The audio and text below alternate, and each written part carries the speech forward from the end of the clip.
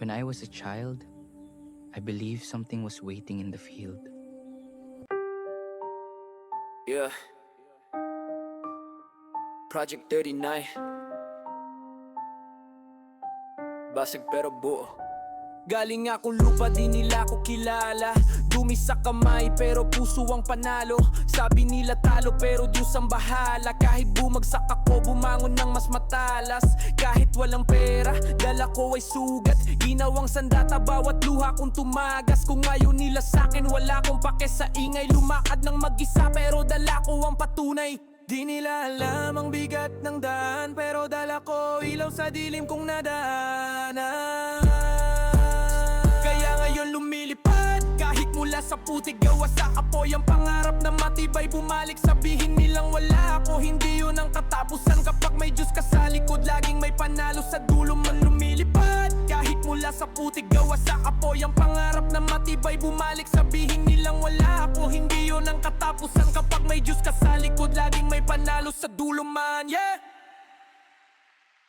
Lahat ng kahapon ko tinapon nila sa putik, pero doon ako tumibay. Di sa bulungan ng mga duwag kung sino pa yung tinulungan. Sila pang unang lumamon pero di ako nagpatalo. Diyos ang tunay kong sandalan. Pinulot ko sarili ko gamit ang kamay na sugatan. Tahimik kong dasal mas malakas pa sa kahit sigawan. At kung may humusga hayaan mo silang mabulag. Dahil yung apoy na dala ko galing sa Diyos na walang kupas.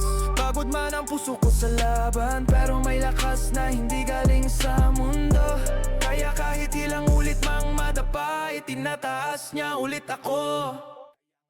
Lumilipad, kahit mula sa putik gawa sa apoy. Ang pangarap na matibay bumalik, sabihin nilang wala ako. Hindi yun ang katapusan kapag may Diyos ka sa likod. Laging may panalo sa dulo man, yeah!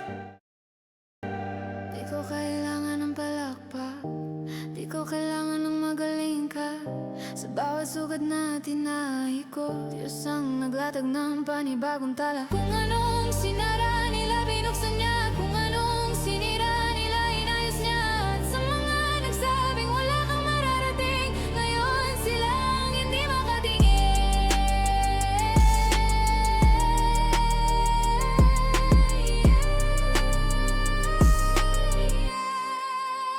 Kaya ngayon lumilipad, kahit mula sa putik gawa sa apoy. Ang pangarap na matibay bumalik, sabihin nilang wala ako. Hindi yun ang katapusan kapag may Diyos ka sa likod. Laging may panalo sa dulo man, yeah!